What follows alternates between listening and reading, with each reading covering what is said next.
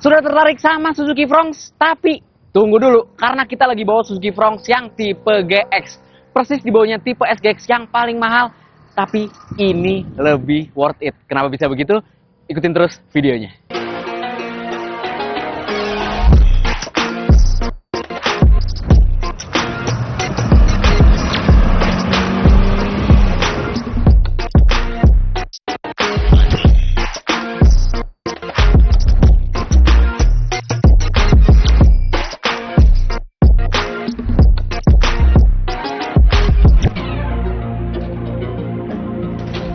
Ya, kali ini kita bawa unit Suzuki Fronx tipe GX, tipe menengah.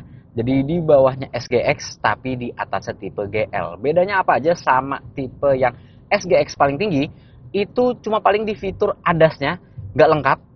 Jadi dia cuma ada cruise control biasa, nggak ada adaptive cruise control, nggak ada lane keeping assist, nggak ada yang brake assist juga nggak ada. Terus blind spot monitoring juga nggak ada. Dan dia nggak ada head-up display-nya. Selain itu, untuk automatic pass beam-nya itu juga nggak ada deh. Jadi automatic high beam-nya dia nggak ada di tipe GX ini. Cuma ada di tipe yang SGX. Sementara soal mesinnya masih sama plug ketiplek. Jadi kalian masih dapat Smart Hybrid Vehicle by Suzuki. Teknologi SOS di unit yang tipe GX ini. Cuma kekurangan fitur-fitur tersebut aja. Sebenarnya nggak terlalu fundamental, tidak terlalu mengganggu kegiatan kita mengendarai seharian ketika menggunakan Suzuki Fronx ini.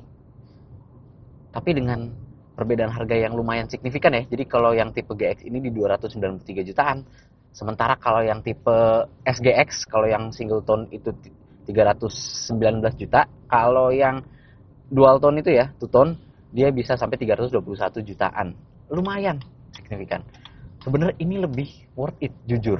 Kalau misalkan kalian nggak terlalu membutuhkan varian yang ada fitur ADAS-nya, ada head-up display-nya, terus kecanggihan fitur yang lain. Karena di tipe GX ini, menurut gue pribadi, dia udah ada fitur Android Auto sama Apple CarPlay aja, sudah memenuhi kebutuhan berkendara kita sehari-hari. Jadi, dengan kesimpulan tersebut, sebenarnya Suzuki Fronx tipe yang GX ini adalah tipe Fronx yang paling worth it jika kalian pengen membeli mobil pertama dan udah percaya sama brand Suzuki. Plus, nggak mau ribet ngecas mobil listrik, nggak mau ribet berantem di SPKLU kan, masalah ngecas-ngecas, nanti jalan jauh juga nggak mau ribet kalau misalkan nggak cuma dipakai buat dalam kota tapi dipakai buat liburan juga. Suzuki Fronx ini cocok buat jadi mobil pertama kalian yang tipe GX. Makanya di sini kita udah nyobain beberapa hari ini ya, semingguan bahkan, si Suzuki Fronx GX ini. Dan impresi gue terhadap sudut pandang ya, jadi dari sudut pandang pengendaranya, untuk penglihatan kayak misalkan dari kaca depan, kaca samping, visibilitasnya bagus banget. Tapi sayang karena Suzuki Fronx ini menganut body ala-ala SUV coupe yang mereka banggakan, ngelihat ke belakang nih lewat spion tengahnya, kacanya tuh tipis, kecil. Apalagi kalau ditambah penumpang belakang di kursi belakangnya, makin nggak kelihatan itu. Jadi bener-bener terbatas visibilitas di bagian belakang.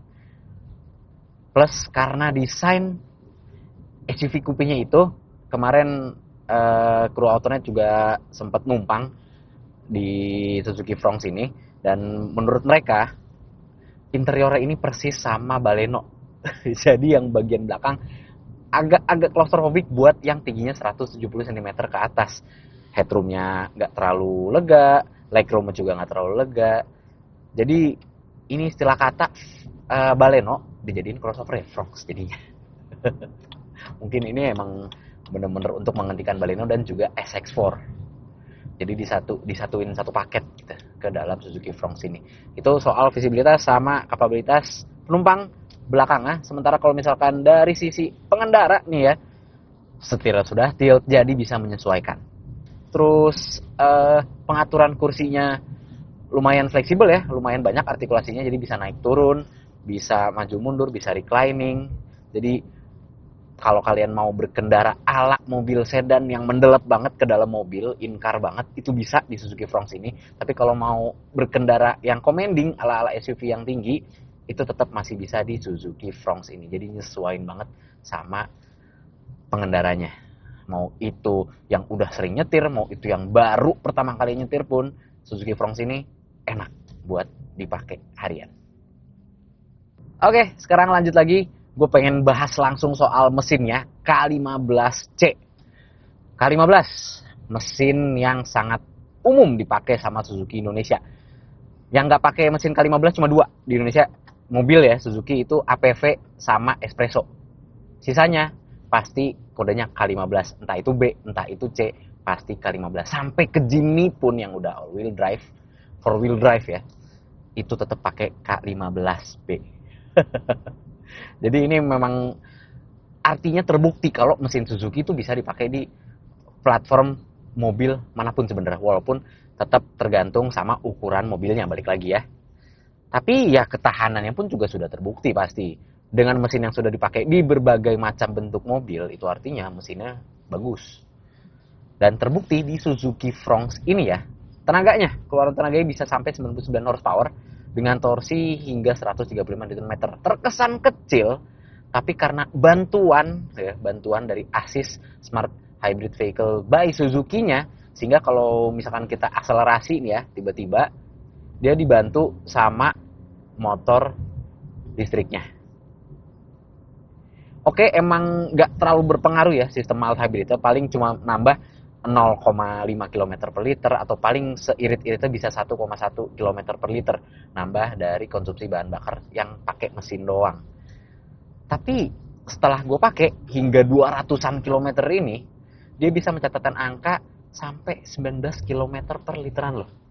Hebat. Ini bahkan udah gue pakai macet-macetan di selatannya Jakarta, yang kalian tahu daerah itu tuh selalu macetnya parah banget. Itu bisa sampai 18 km per literan dengan kaki gua yang nggak disekolahin sama sekali. Ya emang ya, namanya jiwa muda ya. Jadi kakinya agak seruntulan. Jadi mesinnya terbukti irit, emang irit, dan lumayan responsif. Kenapa gue bilang lumayan responsif? Karena dia nggak terlalu responsif. Dia terbantu sama ada pedal shift nih ya, yang membuat transmisi 6 percepatannya ya, dia masih torque converter biasa, belum CVT sama sekali. Itu bisa kita atur responsivitasnya. Jadi kalau kita downshifting, itu masih berasa tuh ya downshiftingnya. Terus kalau mau nyusul, jadi kita bisa mainin pedal shiftnya. Itulah makanya kenapa gue bilang lumayan responsif, karena dia ya, kalau misalkan kita bejek ya di transmisi D biasa,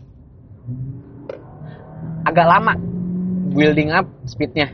Jadi ngebangun momentum kecepatan itu agak lama ketika kita kick down pedal akselerasinya. Tapi kalau kita mainin downshiftingnya ya, kita mainin pedal shift yang dari bagian setir, itu masih bisa lebih cepat, tapi tetap kurang responsif. Transmisi dan mesinnya bekerja. Emang ya, kalau misalkan kalian beli Suzuki, kalian nggak bisa mengharapkan mesin yang responsif, mesin yang kenceng. Tapi kalian bisa harapkan mesin dengan durability yang baik dan ketahanan mesin yang bagus. Tentu spare part juga bisa kalian andalkan. Itu dari sektor mesinnya. Kalau dari sektor pengereman ya, overall gue pakai semingguan ini enak banget buat dipakai stop and go. Pengeremannya empuk, bisa kita rasakan dengan baik. Tingkat pengeremannya mau ngerem secara halus tuh ya, ini gue ngerem secara halus tuh. Terus kalau mau ngerem secara mendadak, tiba-tiba ada mama muter gitu di jalan ya kan, tuh bisa kita lakukan dengan sangat gampang. Bahkan pemula yang baru belajar mobil pun cocok pakai Suzuki Fronx ini. Ngeremnya enak, bisa empuk, bisa dihalusin, bisa dipakemin juga, kerasa pokoknya gripnya. Dan masih ngomongin soal pengeremannya ya, di Suzuki Fronx tipe GX ini, ketika kalian lepas kaki kalian dari pedal gas, ada efek kayak ketahan, kayak ngerem sendiri, karena dia ada regenerative braking-nya. Ya, walaupun cuma mild hybrid, tapi regenerative braking-nya tetap berasa. Tapi ingat, ini cuma mild hybrid, bukan hybrid, apalagi plug-in hybrid. Jadi tingkat regenerative braking-nya atau tingkat ketahannya itu ya, atau ngeremnya, itu nggak bisa kita atur sama sekali. Jadi tetap nggak bisa one pedal driving. Dan hal yang enak itu nggak cuma di bagian remnya, tapi bantingan suspensinya. Ini kita ngelewatin speed bump beberapa kali dengan tekanan angin ban yang sesuai pabrikan ya. Bantingan suspensinya tuh soft, enak, empuk banget. Tapi kalau misalkan ya kalian belokin tajam, nih, belok 50 km per jam, tuh, hidungnya itu masih bisa terarah dengan sangat baik tanpa ngebuang buntutnya. Sehingga Fronx ini tuh, wah, mungkin bisa gue katakan Suzuki Fronx ini salah satu Suzuki yang asik untuk dikendarain di jalur perkotaan. Selap-selip enak, di tol beloknya bisa stabil. Tidak lupa, radius putar dari Suzuki Fronx ini kecil loh. Tolong jangan dibandingin sama Yaris Lele ya. Itu lagi-lagi berkat desain body ala SUV coupe-nya. Enak banget, berasa jejak banget ke tanah. Kita zigzagin, pindah jalur. Aman. Ini kenceng, 70 km per jam. Tuh. Body cuy emang berasa karena bentuk crossovernya, tapi tetap stabil. Nggak ngebuang buntut ya. Tuh. Asik banget bantingan suspensinya. Nyamannya dapet, gas itu juga dapet. Sigapnya dapet banget. Walaupun nggak didukung sama mesinnya sama sekali ya, tapi ngeremnya, pas beloknya, enak banget. Enak banget ini Suzuki Fronx. Asli. Itu kalau kalian mau mengincar ya, mau bilang gesit emang, tapi mesinnya nggak kencang, ya untuk laser ride lah, Suzuki Fronx ini cocok banget sih. Oke, selesai bahas soal impresi berkendara dan segala macam ya. Sekarang kita mau bahas soal gimana kekedapan kabinnya. Sebenarnya setelah kita rasakan selama semingguan ini, kekedapan kabinnya juga bukan yang kedap banget. Road noise masih berasa, apalagi kalau kita nggak muter musik sama sekali di Suzuki Fronx ini. Kalau ngelewatin jalan aspal sih minim ya, tapi kalau ngelewatin jalan yang semen, yang beton, itu mulai terasa road noise-nya. Tapi kalau misalkan suara angin dari samping, di tol, itu masih tereduksi dengan sangat baik untuk kekedapan kabinnya. Jadi masih nyaman kalau misalkan kalian mau berkendara bersama istri atau bawa anak kalian sekalipun. Bawa keluarga juga ini masih nyaman. Suzuki Fronx ini oke loh untuk dibawa keluar kota. Kekurangannya cuma satu, emang kabinnya yang kurang lega. Oke, itu dari segi kekedapan kabinnya. Sekarang kita bahas soal fiturnya. Yang tadi gue bilang di awal, sebenarnya tipe GX ini tuh cukup banget buat kalian berkendara harian, buat nemenin kalian sehari-hari. Kenapa? Karena lagi-lagi udah ada fitur Android Auto juga Apple CarPlay. Apple CarPlay sih bisa wireless, tapi Android Auto-nya itu mesti kalian colok pakai kabel USB dari Type C ya. Pokoknya dari HP kalian ke Type A. Itu mesti colokin, tapi gampang colokinnya, seamless gitu. Jadi udah dicolok, udah langsung otomatis nyala. Bentar, sistem Android Auto-nya. Dan kalau misalkan kalian melakukan ini ya, bernavigasi dengan Android Auto-nya, itu indikator turn by turn-nya muncul di speedometer. Jadi kalian nggak perlu meleng ngelihat ke head unit, kalian cukup pandangan lurus aja ngelihat speedometernya yang ada di layar ini, itu bakal muncul turn by turn navigation-nya. Dan tenang aja, turn by turn navigation itu bakal muncul ketika dia sudah mendekat ke belokan yang kalian tuju. Kalau misalkan belum mendekat ke belokan yang kalian tuju, informasi speedometer yang digitalnya ini tetap menampilkan informasi berkendara yang kalian mau. Misalkan kalian mau ngelihat konsumsi bahan bakarnya mau berapa, terus grafik energi listrik dan mesin bensinnya itu ke arah mana, itu masih tetap kelihatan jika kalian belum mendekati titik belokan ketika bernavigasi. Jadi nonaktif dan aktifnya itu secara otomatis. Dan satu lagi, ketika kalian sambungin konektivitas HP ke head unitnya, itu kalian bisa pencet di bagian setir ada voice command. Udah, kalian tinggal ngomong aja mau navigasi kemana, mau muter musik apa, karena ya udah terintegrasi. Itulah kenapa tipe GX ini tuh udah cukup sebenarnya untuk memenuhi kebutuhan harian kalian berkendara. Overall sih kayak nggak adanya head up display, nggak adanya adaptive cruise control dan lane keeping assist ketika berkendara itu tidak mengganggu rasa berkendara gue dengan Suzuki Fronx tipe GX ini. Karena ya bolehlah kalian bilang, lu kan tipe pengendara yang tua gitu, yang masih mau berkendara konvensional, nggak mementingkan kenyamanan. Tapi lagi-lagi, seberapa sering sih kalian pakai adaptive cruise control dan lane keeping assist, dan seberapa percaya sih kalian memakai fitur-fitur tersebut? Walaupun setelah kita coba ya yang tipe SGX, adasnya Suzuki ini tuh bener-bener halus. Waktu pas coba Suzuki Fronx yang tipe SGX, dia pakai lane keeping assist-nya, pakai adaptive cruise control-nya, ngeremnya halus, terus perpindahan lajurnya juga halus, intervensi setirnya. Bahkan dia bisa ngebaca marka jalan ketika hujan deras sekalipun. Itu waktu kita mencoba yang tipe SGX. Di tipe GX ini hilang, ya it's okay gitu, nggak mengganggu rasa berkendara sama sekali. Paling yang berkurang itu yang paling berasa cuma kamera 360-nya yang tidak ada. Jadi di tipe GX ini cuma rear view parking aja, review parking kamera aja. Dia nggak ada 360 kameranya. Karena biar namanya orang Indonesia pasti ngelewatin jalanan-jalanan kecil, butuh banget kamera 360 buat ngelihat obstacle atau rintangan di jalan. Entah itu ada pot di bagian bawah kehalangan blind spot, entah itu selokan nggak kelihatan. Mana tahu ya. Itu sih yang paling berefek, yang paling berasa di tipe GX ini.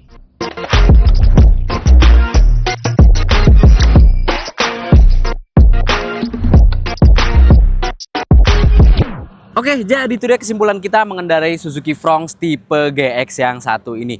Dan setelah kita mengendarai mobil ini selama seminggu, ternyata memang dengan harganya yang ditawarkan dan dia masih memegang mesin hybrid, juga fitur-fitur yang ditawarkan walaupun tidak komplit fiturnya, tapi Suzuki Fronx berhasil bisa menemani rasa berkendara kita dengan asyik. Walaupun memang di kondisi saat ini Indonesia lagi perang harga soal mobil ya. Di rentang harga 300 jutaan kalian bisa dapat mobil listrik, memang bisa dapat mobil hybrid. Tapi Suzuki Fronx ini masih menawarkan rasa berkendara khas Suzuki. Emang kalian bisa milih mobil listrik, tapi apakah kalian mau repot-repot ngecas? Belum lagi rasa berkendaranya yang kayak gerobak listrik. Belum lagi kapabilitas atau kelegaan kabinnya yang masih kurang jika dibandingkan dengan mobil konvensional biasa. Jika kalian memilih mobil konvensional biasa, kalian tinggal ngisi bensin. Sementara kalau pakai mobil listrik, mungkin kalian kesulitan untuk mengisi daya di daerah-daerah yang terpencil atau daerah-daerah yang jarang ditemui SPKLU. Jadi pilihan kembali lagi ke kalian. Dengan budget 300 juta, kalian pilih mobil listrik, mobil hybrid, atau pilih Suzuki Fronx yang satu ini. Dan ternyata Suzuki Fronx ini cukup banget untuk sekedar menemani kalian berkendara secara harian. Karena dari tadi ya, dia udah bisa menawarkan rasa berkendara yang asyik, tanpa adanya fitur ADAS, tetap masih bisa dikendarai dengan sangat nyaman dan juga irit yang pasti karena mesin K15C dan teknologi mild hybrid dari Suzuki-nya. So, gimana menurut kalian dengan fitur, mesin, serta kenyamanan yang ditawarkan oleh Suzuki Fronx tipe GX yang satu ini? Dengan beda harga hampir 30 jutaan dengan tipe SGX, kalian mending pilih tipe GX ini atau tipe yang SGX? Komentar aja di bawah. Dan jika kalian suka dengan konten ini, klik like, subscribe, dan tekan lonceng untuk mengetahui video seru selanjutnya dari Autonet Max. Gue Bagas Satrio. Dadah.